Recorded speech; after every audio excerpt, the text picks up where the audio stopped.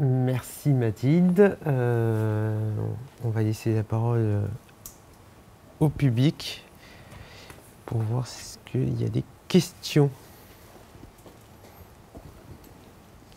Bonsoir. Bonsoir. Alors j'avais une question par rapport aux dépressions chroniques en fait, celles qui durent du coup plus de 2 ans. plus de 2 ans, 24 mois. Est-ce que vous vous êtes renseigné sur le devenir en termes de suicide ou de rémission sur ces patients-là?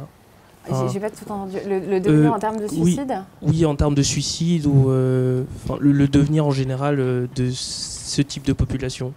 Ouais. C'est des patients qui souvent gardent beaucoup de symptômes résiduels. Et donc, oui, c'est des patients. Alors, le risque de suicide, il est un petit peu. Il n'est pas forcément lié à la sévérité de la dépression, enfin, pas toujours en tout cas. Mais oui, c'est des patients qui gardent des séquelles, enfin, des symptômes résiduels, pardon. C'est plus simple de parler comme ça. Et du coup, oui, c'est des patients qu'on a du mal à traiter. Donc, oui, ils gardent des symptômes résiduels. Souvent, c'est à type de manque de concentration, de trop de mémoire. Et donc, ça, c'est de très mauvais pronostic. Et plus ça va s'aggraver, en fait. Et donc, souvent, c'est des patients qu'on retrouve dans des profils de soins où, en fait, c'est des patients qui ne reprennent pas le travail, qui vont consulter de façon itérative comme ça, qui sont même hospitalisés comme ça. Et parfois, la difficulté, c'est de définir quel est l'épisode qui résiste, en fait. Parce que parfois, certains patients peuvent enchaîner des épisodes dépressifs et on ne voit même plus la différence. Patients qui ne reviennent pas à leur état de base.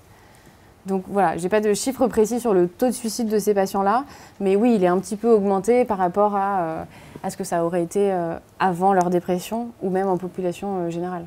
Et donc au final, c'est pas très viable comme condition, c'est plutôt très comment dire, handicapant, donc ils ne peuvent pas avoir un rythme de vie normal parce qu'ils auront toujours des tâches qu'ils ne pourront pas effectuer parce qu'ils seront dans des états psychotiques ou psychologiquement handicapants. Oui, c'est ça. Donc, les patients qui sont en dépression, de toute façon, c'est assez compliqué la dépression, mais normalement, elle est circonscrite dans le temps quand on arrive bien à la traiter. Et si les patients ils restent en ce qu'on appelle en dépression résistante au traitement, oui, ils sont très handicapés par leurs symptômes. Et oui, souvent, c'est des patients en arrêt maladie. Oui, il n'y en a pas beaucoup qui peuvent continuer d'avoir une activité normale comme avant. D'où l'urgence et l'importance de traiter ces patients. Et on a vu qu'ils sont assez nombreux à ne pas répondre suffisamment au traitement.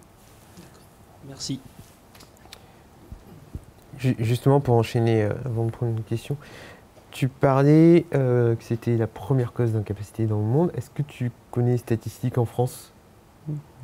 Ah, si c'est la première cause d'incapacité en France? Non, j'ai pas les statistiques sur la France.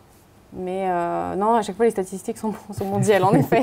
C'est bon, le monde est globalisé. Donc, non, je ne les ai pas en tête. En plus, ma thèse date de 2015, donc je suis désolée, je suis un peu... Non. Mais c'est les mêmes, hein, 20 ou 30% d'épisodes dépressifs qui résistent, ça c'est la même chose en France. Et globalement, c'est plus dans les pays occidentalisés qu'on a les mêmes statistiques. Parce qu'après, il y a le transculturel qui vient en jeu.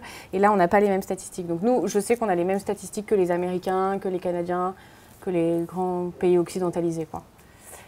D'accord. Deuxième question. Comment vous pouvez expliquer que malgré que la dépression soit quand même la première, on l'a vu depuis 2007, la première cause d'invalidité dans le monde, comment on peut expliquer qu'il n'y ait aucun intérêt réel des laboratoires pharmaceutiques face à ça? Parce que on a vu que, vous l'avez dit, que les méthodes quand même étaient assez empiriques. Donc voilà, si vous avez une explication pourquoi il n'y a pas d'intérêt des laboratoires face à ça. C'est une question assez polémique.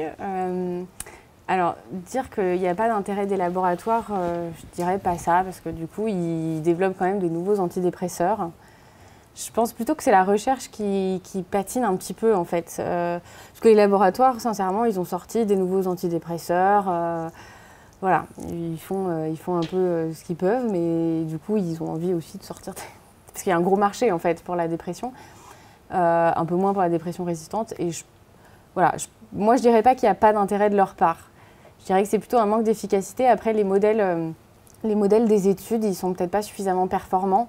Et on n'a pas les modèles explicatifs, en fait. C'est un petit peu ce que je commençais à aborder, mais En gros, on ne sait pas trop bien d'où vient la dépression. On sait qu'il y a une déplétion en sérotonine, probablement dans d'autres neurotransmetteurs, mais on n'a pas le modèle d'action très précis.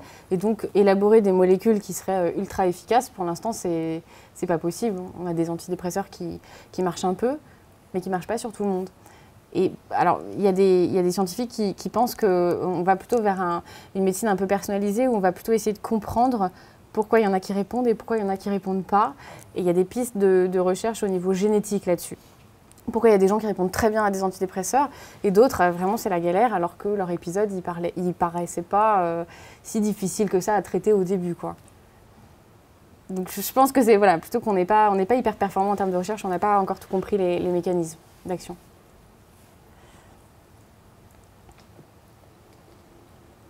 Autre question?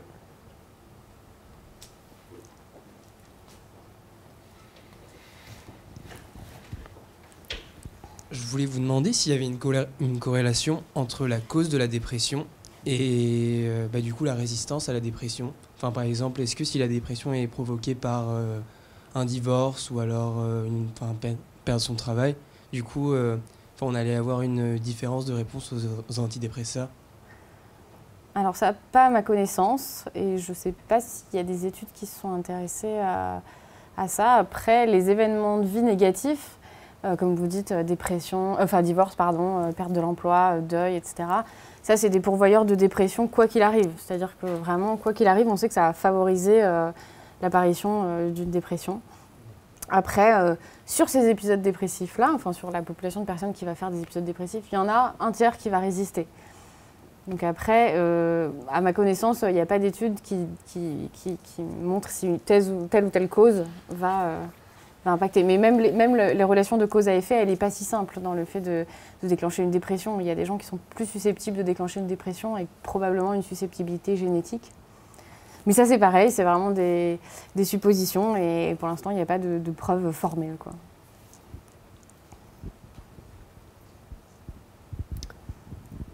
Je crois qu'il y avait une question au premier rang. Le micro arrive.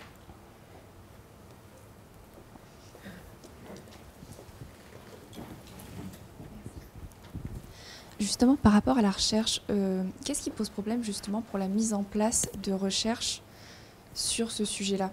Qu'est-ce qui en fait freine tous ces manques dans les questionnements posés, les études de sujet?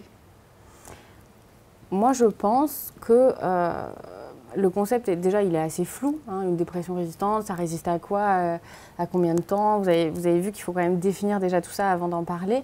La littérature, elle ne s'y est pas encore intéressée. Ça n'a pas pris une place énorme. Et après, je pense encore une fois que les mécanismes d'action, c'est important de les connaître vraiment bien pour pouvoir justement développer des médicaments plus efficaces que ça. Et alors, il y a aussi le fait qu'il y a quand même une partie des scientifiques, ça j'en ai pas parlé dans la thèse, mais qui estiment que la dépression résistante, c'est une entité qui n'existe pas. Parce qu'en fait, ce serait plutôt que des facteurs de risque ou des comorbidités qu'on n'aurait pas traitées, en fait. Que vraiment, soit on méconnaît un trouble bipolaire, et à ce moment-là, faut le traiter comme un trouble bipolaire, soit on n'a pas pris en charge toutes les pathologies somatiques qu'il peut y avoir, on ne les a pas dépistées, on ne les a pas prises en charge. Et donc, voilà, c'est quand même un concept encore un peu débattu dans la littérature, quoi. Ça n'a pas pris une ampleur énorme, la dépression résistante. Pour l'instant, on se contente de donner les antidépresseurs qu'on connaît, quoi. Donc voilà, moi, j'ai pas plus de réponses à apporter que ça. J'ai rien à voir avec les laboratoires et du coup, peut-être que je suis un peu naïve, je ne sais pas, mais voilà. Justement, tu disais que c'est une entité qui est un peu floue.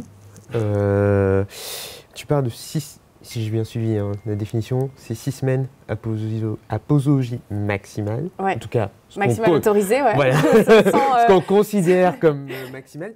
Mais du coup, je vais aussi parler en tant que médecin généraliste. Du coup, on a tendance en général à ne pas commencer à posologie maximale. On commence à demi-posologie ou à 3/4. Les patients, quand ils arrivent, qu'on leur dit qu'on considère que c'est une dépression résistante, du coup, ça fait combien de temps en moyenne, est-ce que tu sais, qu'ils sont traités? Ah oui, en moyenne, ouais, avant d'arriver dans... Moi, de mon expérience que j'avais sur la cohorte de patients qu'on a vus, c'était des patients qui traînaient plusieurs mois. Hein. Donc, en fait, c'est plutôt 3 à 6 mois, le temps qu'ils arrivent au CHU de Caen en disant, mais là, vraiment, docteur, ça fait X mois que je me traîne ça, etc. Donc, c'était plutôt 3 à 6 mois. Parce qu'en effet, il faut le temps de monter. En général, les psychiatres, on y va un peu plus fort que les généralistes. Quand on traite l'épisode, on va plus vite, en tout cas. Mais oui, il faut le temps de l'initiation. Surtout, mais en fait, il y a aussi un point qui est très important, c'est l'observance. Parce que souvent, les patients, ils arrivent et finalement, quand on les questionne beaucoup, on comprend qu'ils n'ont pas bien pris leur traitement parce qu'il y avait plein d'effets secondaires et que c'est aussi l'intérêt de prendre son temps dans l'initiation du traitement antidépresseur. Donc voilà, en général, de mon expérience, c'était plusieurs mois. Avant qu'ils arrivent et qu'on pose le diagnostic et que là, on entame vraiment, voilà, on sort l'artillerie lourde pour les traiter. D'accord. Question. Est-ce que vous savez à peu près, parce que j'ai vu que dans votre cohorte de patients, la moyenne d'âge était de 65 ans à peu près, est-ce que vous avez des chiffres un petit peu de personnes un peu plus jeunes, parce que des chiffres de dépression chronique chez des personnes plus jeunes aux environs 30-40 ans, est-ce qu'il y avait... Quel est le pourcentage de dépression chronique chez les jeunes ? Chez des patients un peu plus jeunes, est-ce que ça arrive vraiment chez des personnes âgées, entre guillemets, qui ont peut-être un vécu, des comorbidités à côté, ou chez des patients plus jeunes aussi, est-ce que ça arrive plus souvent chez des personnes Au niveau de la résistance au traitement parmi les patients déprimés, à ma connaissance, c'est tous les types d'âge. Sauf que il y a quand même probablement plus quand il y a des pathologies somatiques. Et donc ça se déplace un petit peu la courbe vers les patients un peu plus âgés. Et c'est probablement ce qui explique que nous, on a une moyenne de 65 ans, alors que je voulais inclure des patients dès 18 ans. Donc je me retrouve avec des patients quand même plus âgés. Voilà. Donc du coup, probablement, il y a plus de patients dans ces tranches d'âge-là. Mais j'ai pas de chiffres... Pour les patients un peu plus jeunes, formel. Non, j'ai pas de... Voilà.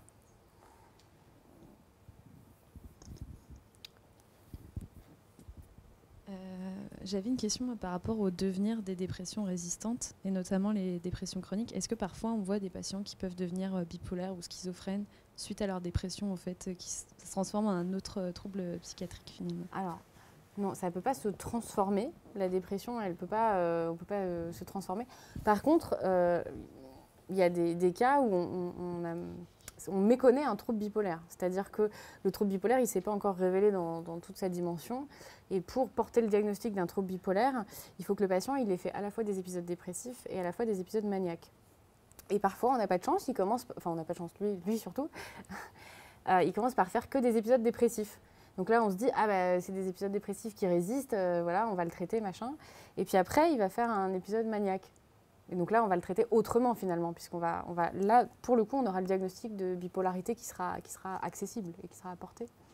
Par contre, c'est pas parce qu'on fait des dépressions qu'on va être schizophrène. La schizophrénie, c'est vraiment une vulnérabilité génétique. Ça, c'est assez établi. On ne sait pas quel gène, mais on sait clairement que c'est génétique. Et donc, en gros, on l'a ou on l'a pas, la susceptibilité de devenir schizophrène. Et après, ça se développe, et ça se développe jeune. C'est une pathologie du sujet jeune. Donc, voilà. Non, il n'y a pas de... Voilà. Le seul risque, c'est de méconnaître un trouble bipolaire parce que le patient, il rentrerait dans son trouble bipolaire par des épisodes dépressifs. Par rapport à ces épisodes dépressifs, combien de temps ça peut durer sans qu'on... Enfin, je ne sais pas si vous avez une idée, sans qu'on sache que finalement c'était un trouble bipolaire. Pendant combien de temps la personne peut être en phase dépressive au maximum ? Ouais. Alors, en général, ça dure pas très très longtemps. Il peut commencer par un épisode dépressif, peut-être en faire 2. Normalement, ça rentre à peu près dans l'ordre. Et puis rapidement, on va avoir des symptômes maniaques qui vont prendre le dessus parce qu'il faut vraiment, là pour le coup, un thymorégulateur. Et donc, c'est 1 ou 2 épisodes maximum. Mais voilà, en gros, c'est souvent le premier épisode dépressif qu'on prend pour un truc qui résiste. Et puis en fait, c'est une bipolarité. C'est souvent ça. Et par expérience, après, ce qui arrive souvent aussi, c'est qu'on ne voit pas l'épisode maniaque, ou en tout cas le premier épisode maniaque, en pensant que c'est normal ou que c'est autre chose. Oui. Et du coup, c'est vrai qu'on arrive au 2e épisode dépressif. C'est ça. Sans avoir vu en fait qu'entre les deux, il y a eu un épisode maniaque qui s'est passé et qui aurait permis en fait de faire le diagnostic. Oui, c'est là qu'il faut vraiment bien interroger les patients parce que parfois ils vous disent c'était pas grand chose, j'étais super exaltée, enfin j'étais hyper content, j'ai vachement bien récupéré de ma dépression. En fait non, c'était un épisode hypomane ou maniaque. Et donc là, voilà, ça a de l'intérêt aussi d'avoir la version des faits des familles qui elles sont plus objectives sur le coup.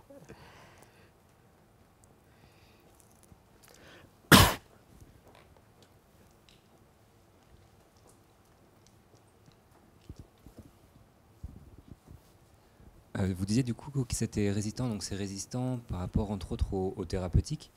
Mais est-ce qu'il y a des études qui ont été faites avec une association donc thérapeutique et entre autres psychothérapie ou sismothérapie?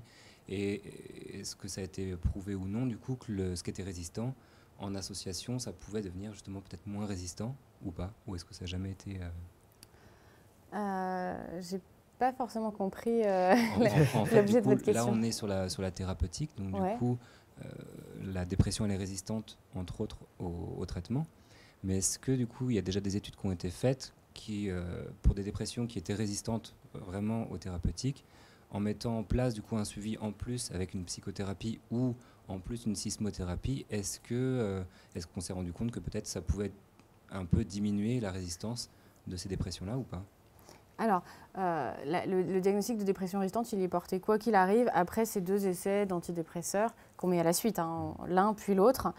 Et après, le diagnostic de dépression résistante est porté. Après, ce qui est sûr, c'est que la sismothérapie, elle a vraiment une efficacité très importante, hein. Vraiment, dans la littérature, c'est parfois supérieur aux antidépresseurs. Et par contre, c'est vraiment une question de mise en place parce que c'est assez compliqué et d'acceptabilité. Il y a très très peu de patients qui acceptent de faire des sismothérapies. Et les indications de la sismothérapie, surtout, c'est pas tellement les patients très très tristes, très très ralentis, c'est plutôt les mélancolies, les patients vraiment mélancoliques du dernier degré. Eux, ils répondent extrêmement bien aux sismothérapies. Donc en fait, oui, de fait, après, il n'y a plus de résistance. Votre question, c'est est-ce que si ça continue de résister, si on fait un autre épisode dépressif derrière, si on résistera au traitement? Ça, moi, j'ai pas de données, je ne pourrais pas vous répondre là-dessus. En tout cas, sur la sismothérapie, c'est vraiment extrêmement efficace dans les mélancolies, dans les dépressions avec des caractéristiques psychotiques. Et après, s'il faut agir vite, on peut aussi l'utiliser, quoi. C'est ce que je disais dans ma diapo, c'est que ça va quand même vite en termes d'efficacité. Si on est dans les bonnes indications et si on peut en faire 3 par semaine, c'est l'idéal, ça va très vite en s'améliorant. Et par rapport justement à la psychothérapie, entre autres, parce que du coup, les symptômes de la dépression, donc, ils vont être traités par les antidépresseurs.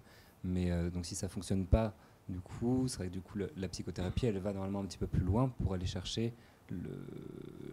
les bases de ce La psychothérapie, elle est quoi qu'il arrive toujours indiquée en cas de dépression résistante. Et surtout s'il y a des composantes anxieuses, etc. Mais elle sera toujours indiquée. Il faut toujours que le patient ait une psychothérapie en plus, même si de prime abord, il vous dit non, mais c'est bon, j'ai besoin de rien. Il faut essayer au maximum qu'il adhère à ça parce que ça va être toujours utile. Par contre, ce ne sera jamais une première ligne de thérapeutique. C'est forcément, ça vient après les traitements, ça vient entre guillemets après les traitements médicamenteux, quoi. Voilà.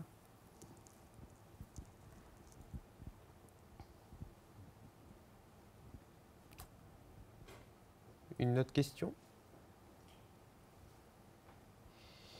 Moi, j'avais une question par rapport à la fin, aux limites, notamment au biais, puisque tu fais une étude prospective, ouais.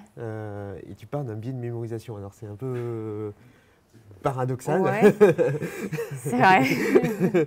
Comment tu peux expliquer?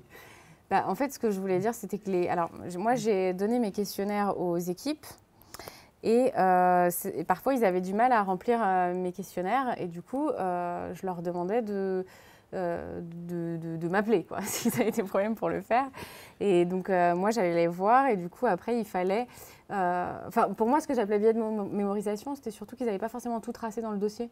D'accord. Et que si on essayait de chercher, après, il fallait faire appel à leur mémoire à eux. Donc, je pense que le terme, il n'est pas adapté. Mais c'était ça que je voulais retranscrire. C'est que du coup, il y avait peut-être des pertes d'informations dans la façon dont ils retranscrivaient les choses. Alors qu'ils étaient au courant qu'il y avait une étude en cours Oui, ils étaient au courant. Mais c'est vrai qu'ils se sont améliorés au fur et à mesure. C'est l'intérêt prospectif des études. Mais au début, j'ai eu du mal à leur dire qu'il fallait remplir mes questionnaires. Je pense que c'est dans tous les services, il faut prendre l'habitude. Et puis après, moi, j'ai vu une amélioration. Ils m'incluaient plus de patients à la fin. D'accord. Ils avaient mieux compris comment se passait le questionnaire. Non, je les avais briefés un peu, mais après, il y a le changement des internes. Ça impacte aussi que du coup, il faut réexpliquer. Et voilà. Mais c'est ce que j'ai appelé biais de mémorisation, c'est un peu un abus de langage. Oui, enfin, oui et non. Mais voilà. D'accord. D'autres questions?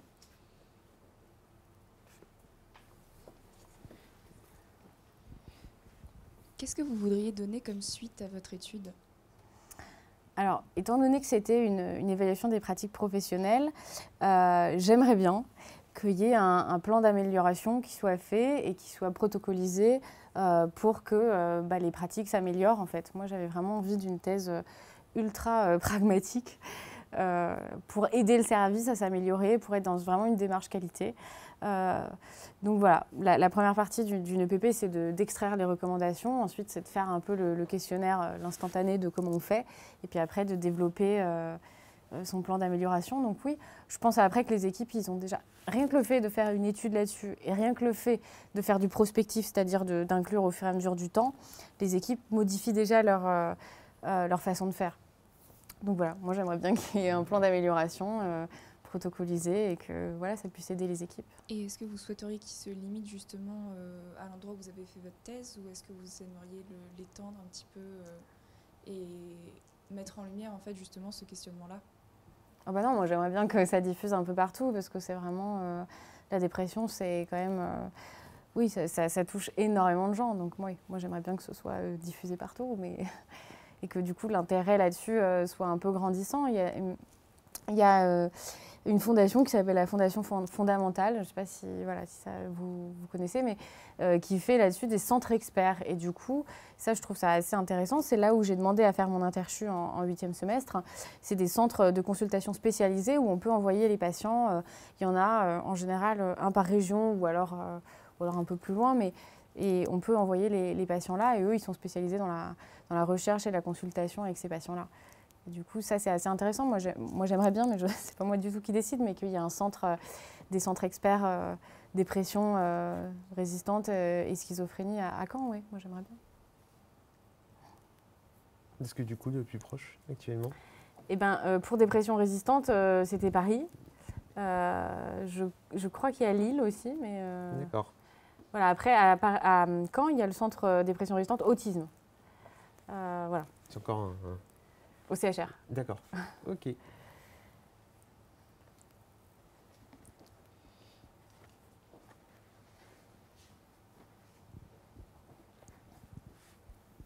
Est-ce que du coup, dans la résistance aux antidépresseurs, on peut aussi inclure la tolérance, si elle existe, aux antidépresseurs?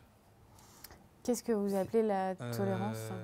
Le fait qu'il n'y ait plus de justement de réponse à force d'utiliser trop longtemps peut-être un traitement. Je ne sais pas si du coup ça existe. Du coup, c'est pas la tolérance, c'est plus... un épuisement de l'effet. Voilà. Ça, à ma connaissance, ça n'a pas vraiment été documenté en tant que tel. C'est un peu un... Je sais pas comment dire... une espèce de fantasme où ce serait un peu la même chose qu'avec, par exemple, des traitements anxiolytiques, où ça peut se voir un peu.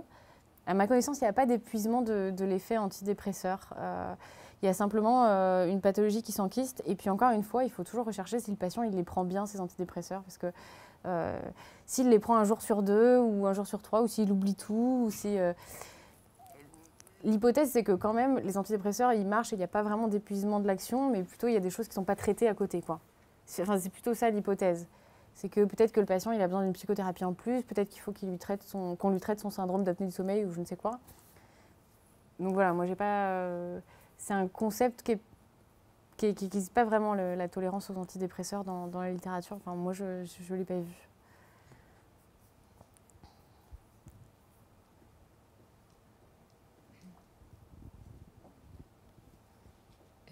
Et donc du coup, comme Apparemment, il n'y a pas de tolérance. Ces patients-là, donc en dépression chronique, est-ce que vous savez si il est possible qu'ils un jour arrêtent leur traitement? Ou alors combien de temps après qu'ils aient quitté l'hôpital, ils continuent leur traitement?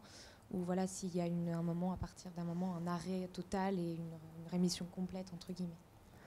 Alors, si les patients ils sont encore symptomatiques, c'est-à-dire qu'ils sont dans leur dépression chronique et que ça ne va pas, etc., on n'arrête pas le traitement.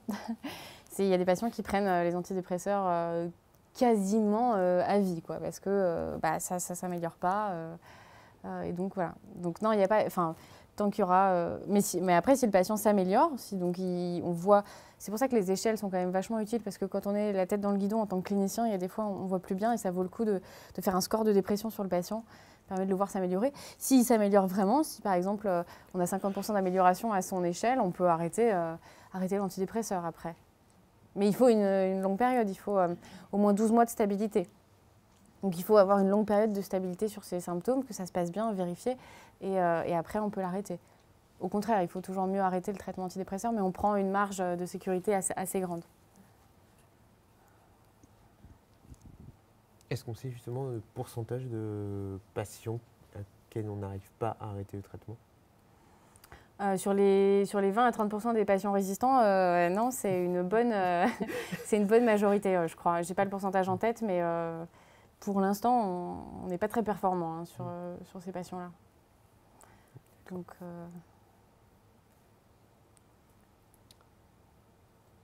Une autre question? Par rapport au traitement dans la dépression résistante, ils sont plutôt addictifs ou pas les traitements? Les traitements, oui. Non, il n'y a pas de dépendance aux antidépresseurs. On croit souvent qu'il y a une dépendance aux antidépresseurs, mais ce n'est pas du tout le même mécanisme que la dépendance aux anxiolytiques, par exemple. C'est une sorte d'accoutumance du cerveau au traitement. Et pour l'arrêter, il faut prendre son temps et faire des paliers. Pour pas que le patient se retrouve mal parce qu'on a diminué trop vite son antidépresseur. Mais ce n'est pas du tout un mécanisme de dépendance parce que le circuit de la récompense il n'est pas dedans, quoi. Donc on ne peut pas parler d'une dépendance. Mais il faut arrêter progressivement les antidépresseurs. Quand le patient va mieux, on l'arrête progressivement. On fait des paliers et ça se passe très bien. Mais ce n'est pas une dépendance. Et les antidépresseurs, des fois, ils sont pris avec des anxiolytiques, non? Ah oui, souvent les patients, ils arrivent avec des anxiolytiques. Oui. Donc ça, par contre, les anxiolytiques, c'est une dépendance au traitement anxiolytique. Et ça, voilà, il faut, si on peut s'en passer, c'est mieux. Mais parfois, le patient en a vraiment besoin. Voilà. Mais du coup, il faut à tout prix essayer de les arrêter dès que c'est possible. Les anxiolytiques, en tout cas, qui sont des molécules, en effet. Mais du coup, dans le cas où c'est pas possible, dans le cas où la personne en a vraiment besoin tout le temps et qui ne s'arrête pas, ça devient néfaste pour sa santé. Et du coup, qu'est-ce qui peut se passer? Parce que s'il devient addict aux anxiolytiques, après, du coup, c'est pour ça que les autorités nous demandent de ne pas prescrire les anxiolytiques plus que 12 semaines. Après, c'est bien, hein, parfois dans la pratique, chez certains patients, on ne peut pas. Et après, dans les dépressions, il y a des composantes anxieuses. Donc, théoriquement, si on arrive à bien traiter la dépression, si elle est bien stabilisée, si on a choisi une molécule aussi qui, par exemple, va agir plus sur l'anxiété chez ce patient-là, on doit pouvoir se passer d'anxiolytiques. Ça, c'est la théorie, hein. La pratique, c'est qu'il y a des patients, c'est beaucoup plus compliqué. Après, il y a des patients qu'on est obligé d'envoyer en addictologie, hein, pour des sevrages en anxiolytiques. Mais ça, il faut le faire, il ne faut pas hésiter à avoir recours aux collègues addictologues pour pouvoir se passer au maximum des anxiolytiques. Mais c'est vrai que les patients, parfois, certains, ils y tiennent tellement à leurs anxiolytiques qu'eux ne sont pas prêts non plus à les lâcher. Donc, voilà. Merci.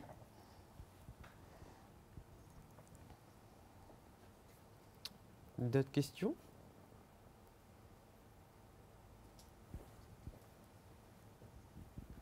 Moi, j'avais une question pour si les dépressions chroniques existaient chez les femmes enceintes. Et si c'était le cas, comment vous ajustez le traitement, si vous l'augmentez ou arrêtez ou maintenir pareil au niveau des dosages? Alors, les dépressions résistantes, vous voulez dire? Oui, chez des femmes enceintes. Si alors, j'imagine que ça doit exister, mais... Juste précision, c'est chez les femmes qui deviennent enceintes alors qu'elles sont déjà en dépression ouais. On parle de la dépression postpartum Non, pendant la grossesse. Du coup, ce serait quelqu'un qui aurait... la grossesse chez une dame déjà ce serait une femme qui aurait déjà qui traînerait sa dépression, c'est ça, et qui serait enceinte. Oui. Et qu'est-ce qu'on fait sur... Les traitements. C'est toujours assez compliqué de traiter les femmes enceintes. Donc voilà, après, il y a des antidépresseurs qu'on peut garder pendant la grossesse. Évidemment, on ne va pas lui faire de sismothérapie à cette pauvre dame. Après, voilà, il y a un site qui s'appelle le CRAT qui référence un peu tout ce qu'on peut mettre chez les femmes enceintes. Là, moi, il n'y a pas d'études faites sur les femmes enceintes. C'est pas vraiment très légal. Donc, j'imagine que la situation existe et je pense que les équipes doivent être un peu en difficulté.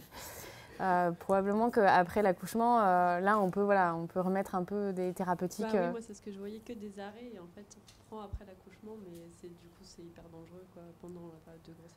Oui, je pense qu'il faut un suivi hyper rapproché avec les équipes de la maternité et les psychiatres. Souvent, c'est comme ça qu'on fait appel à la psychiatrie de liaison et on essaye de trouver un consensus, mais c'est toujours compliqué. Les femmes enceintes avec les pathologies psychiatriques, c'est une situation assez compliquée. C'est vrai que le terme de consensus, en général, est assez important dans ces cas-là. C'est-à-dire qu'on essaye de trouver un équilibre entre ce qui est possible, ce qui est impossible, ce qui est interdit, mais on le fait quand même parce qu'il faut un équilibre de la patiente et pas mettre en danger pour d'autres raisons.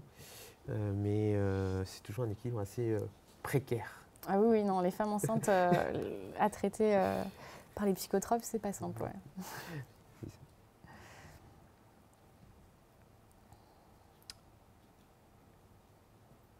Peut-être encore une ou deux questions, s'il y en a.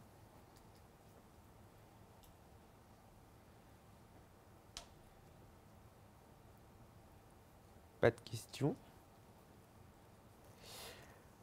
On va peut-être conclure du coup. Merci Mathilde pour ta présentation. Merci d'être prêtée au jeu à la fois de présentation, mais aussi des questions et des réponses sur un sujet qui, au final, touche beaucoup de personnes et qui est un peu méconnu, en tout cas sur l'aspect surtout de la résistance de la dépression. C'est vrai. Merci à vous.